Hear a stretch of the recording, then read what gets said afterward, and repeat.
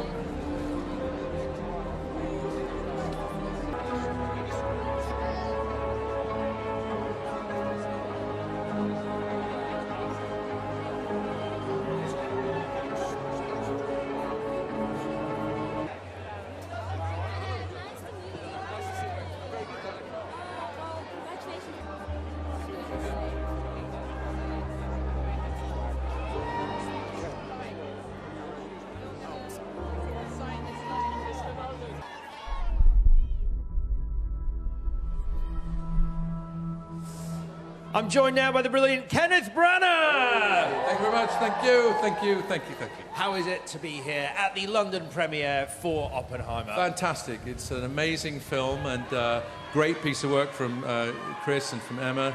Amazing performances in it, so I'm thrilled to even be a little part of it. There are amazing performances. Yours is one of them. And what's it like when you get the call? I mean, you've worked with Christopher Nolan before. What was it like getting the call, particularly for this movie?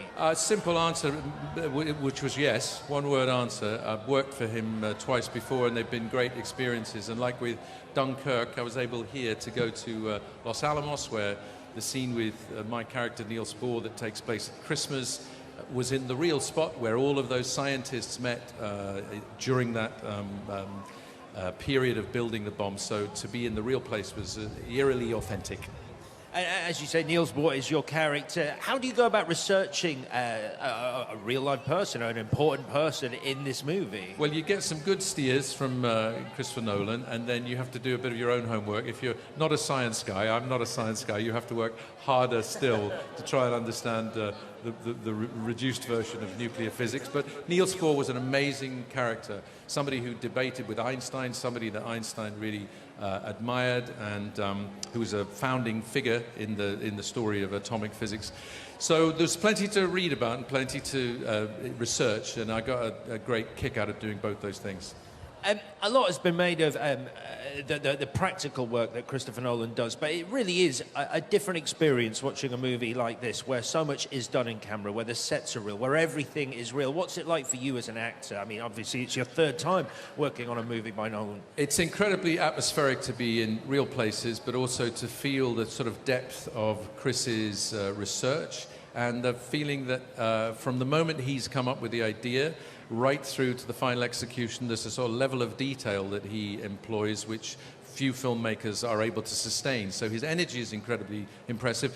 The biggest thing that I find about working with him is his ability to sort of twist time. So he is in large-scale, spectacular environments, big, huge sets or big real places. But in the middle of it, in conversations one-on-one, in the middle of all that chaos, he can be so quiet and simple. And as an actor, you feel free, you feel trusted, you feel confident. And somebody to work that magic in the middle of the madness that is making a film, that's a unique gift, and it's a great gift to all of us who are lucky enough to be in it. It's a stunning piece of work, and as fans of Christopher Nolan will know, it does obviously leave you with a lot of questions. For you, what are you hoping audiences take from their experience of watching Oppenheimer? Well, one, it's that I hope that they really enjoy and are as thrilled as I was by just experiencing it in a cinema. I mean, it's a big cinematic piece, and one of the pieces of wizardry is Christopher's ability to make you experience what the story is about.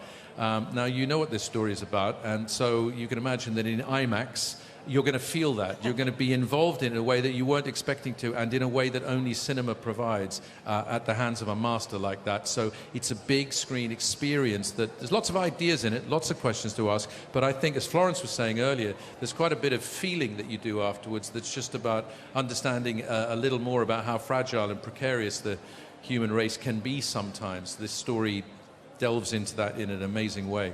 And it's always a much more enjoyable experience, the communal cinema experience, experiencing a movie like this with other people and knowing that you all have the same questions when you leave the auditorium. Yeah, I think that to see this with friends, to see it in a crowded IMAX cinema, to see it here tonight, I think is intense in the best possible way. It's something you won't see anywhere else. You won't see it in this way anywhere else, and the way it's presented is fitting for the subject matter it's kind of dealing with. So all the elements have been put together so carefully, really with the idea of serving. It sounds a little trite seeming next to what we've just been talking about, but it's also there to entertain, to compel, and it does that really fantastically well also. Well, congratulations on your work in the movie, and congratulations on the film. Thanks very much, Alex. Thank you. Ladies and gentlemen, Kenneth Branagh. Thanks, everybody. Thank you. Thank you. Thank you.